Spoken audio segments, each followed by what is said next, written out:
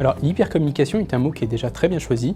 puisqu'aujourd'hui on est de plus en plus connecté, bien évidemment dans notre vie personnelle, mais également dans notre vie professionnelle, dans les entreprises dans lesquelles on communique au quotidien avec des collaborateurs qui sont proches, distants et même parfois à l'international, mais aussi avec des personnes externes, donc on peut citer les clients, les fournisseurs, les partenaires, avec lesquels on échange via différents canaux,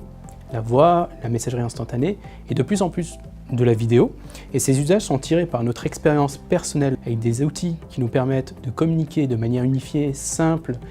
et moderne en voix, vidéo et chat. On a exactement les mêmes besoins aujourd'hui dans l'entreprise afin de pouvoir éliminer les frontières géographiques premièrement et également moderniser et pouvoir simplifier les communications lorsqu'on est en déplacement, au bureau ou chez soi en home office, de pouvoir travailler et avoir accès à tous les moyens de communication sur tous les devices.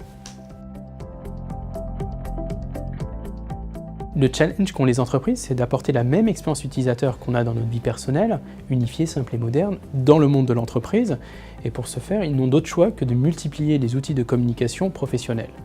De plus, dans un contexte international, une société se retrouve souvent à devoir gérer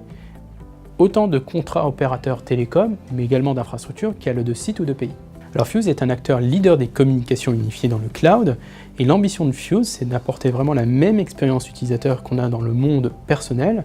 dans le monde de l'entreprise, c'est-à-dire d'unifier les usages de voix, vidéo et chat dans une seule et même application, disponible depuis n'importe où et n'importe quel périphérique. Alors, les enjeux des DSI sont multiples. Premièrement, bien évidemment, réduire les coûts, réduire la prolifération des applications, mais également du shadow IT, et aussi moderniser les applications et l'IT en général, et notamment les communications d'entreprise. Donc 55% des DSI ont aujourd'hui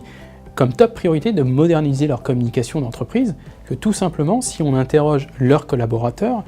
83% des collaborateurs répondent aujourd'hui qu'ils pensent pouvoir être aussi productifs en travaillant de chez eux en remote office ou en home office.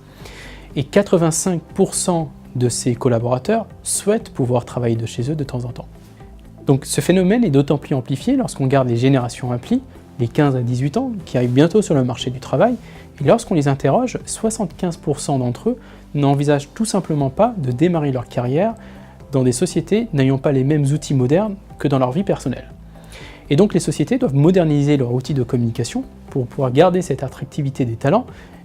et ne pas impacter leur compétitivité.